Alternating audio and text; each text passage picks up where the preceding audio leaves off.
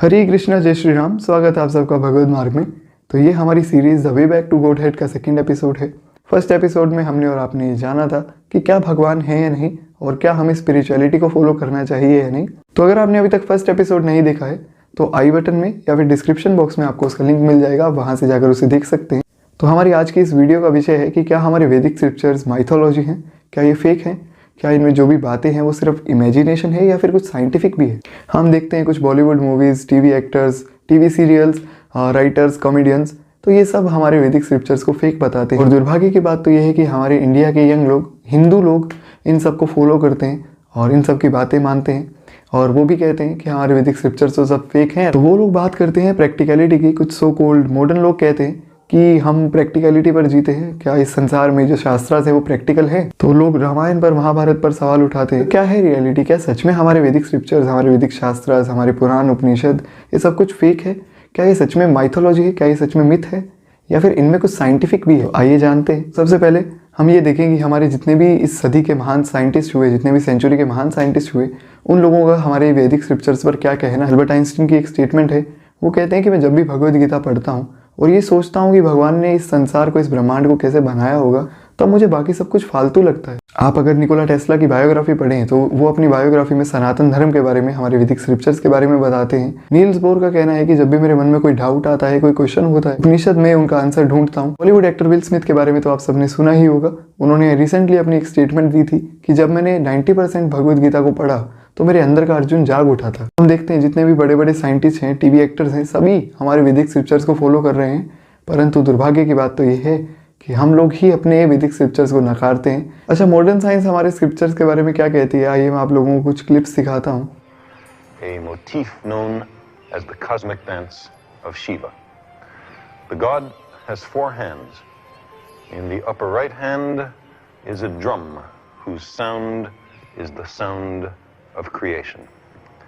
In the upper left hand is a tongue of flame, a reminder that the universe, now newly created, will, billions of years from now, be utterly destroyed.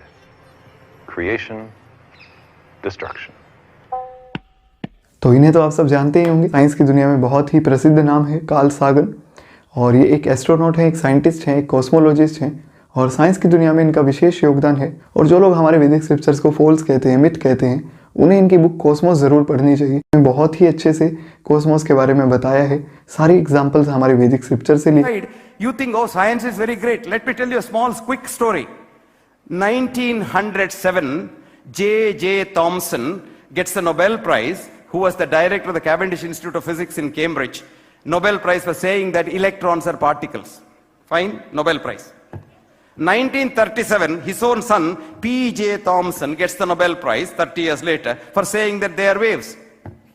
Nobel Prize. 1932, Erwin Schrödinger says they are wavicles. They are neither waves nor particles. Nobel Prize. And 1925, who got the Nobel Prize in 1956, Werner Heisenberg said, you just don't know what an electron is. Because you just can't see it. How do I see Arun? When I look at Arun, a few photons from his body eject out and hit my retina, and then I know Arun is there. Now, if one photon leaves an electron, the electron becomes non-electron. This is described in the scriptures thousands of years ago. What did it say? Asino vrajati duram, shayano jati sarvata. You know, you have an electron which you can't see. And so beautifully said in the Gita, which is from the Upanishad, which says, Bahir antascha bhutanam. It is inside and outside of everything.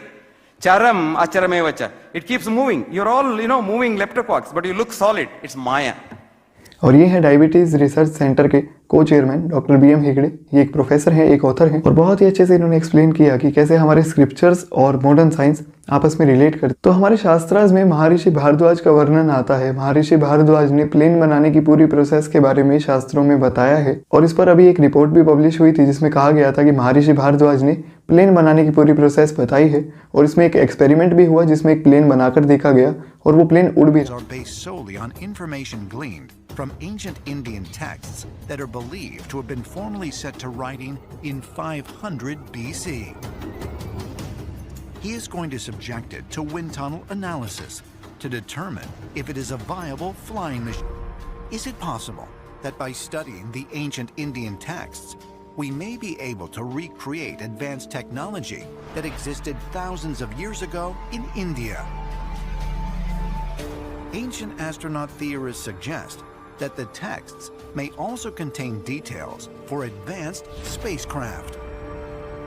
Countries जैसे Germany, Munich, वहाँ पर हमारे शास्त्रों को, हमारे Vedic scriptures को as a research tool use किया जाता है। पर कॉलेज और यूनिवर्सिटीज़ में सभी स्टूडेंट्स को हमारे शास्त्रार्थ पढ़ाए जाते हैं, उन पर रिसर्च करने को कहा जाता है। हाल ही में एक और आर्टिकल पब्लिश हुआ था जिसमें कहा गया था कि सऊदी अरेबिया में भी रामायण और महाभारत पढ़ाई जाएंगे। अगर इंडिया में ऐसा कुछ करने की बात आए तो लिबरल सेकुलरिज्म के नाम पर सामने आते हैं, वो लोग दंगे करते हैं, इस बात का विरोध करते हैं। मॉडर्न साइंस पहले इस बात से बहुत जूझ रही थी कि क्या अर्थ फ्लैट है या फिर ये गोल है, लेकिन हमारे शास्त्रों में तो जियोग्राफी का नाम ही भूगोल है। भूगोल का मतलब भूगोल, तो अर्थ गोल है, उसे गोल बताया गया है। भगवान विष्णु के वराह अवतार का जहाँ पर वर्णन आता है वहाँ पर भी धरती को गोल ही बताया गया है। और श्रीमद् भागवतम के ही 3rd कैंटो में ये बताया गया है कि कैसे एक बच्चा अपनी माँ के गर्भ में जन्म लेता है और उसकी ग्रोथ कैसे होती है। मॉडर्न साइंस की ही एक रिसर्च बताती है कि अर्थ से सन का जो डिस्टेंस है वो 108 सन्स जितना ही है, और अर्थ से मून का जो डिफरेंस है वो 108 मून्स जितना है। तो 108 की महिमा पहले से ही हमारे शास्त्रों में कही गई है। वर्ल्ड का मैप भगवान रामानुजाचार्य जी ने पहले ही बना दिया था।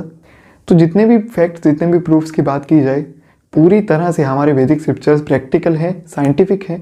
तो ज़रूरत है तो हमें गाइडेंस के अंडर पढ़ने की ज़रूरत है, क्योंकि जब तक आप शास्त्रों को बिना गाइडेंस के पढ़ेंगे तब तक आप कंफ्यूज रहेंगे कि इस शास्त्र में ये लिखा है, इसमें वो लिखा है, तो शायद दोनों शास्त्र ही मिथ हैं।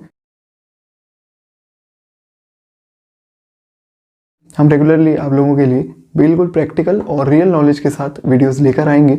आपको करना कुछ भी नहीं है, आपको हमारे इस यूट्यूब चैनल को सब्सक्राइब करना है। अगर इंस्टाग्राम या फेसबुक पर देख रहे हैं तो आपको हमारे पेजेस को फॉलो करना है। मिलते हैं हमारे नेक्स्ट एपिसोड में, तब तक के लिए हरे कृष्णा, जय श्री राम।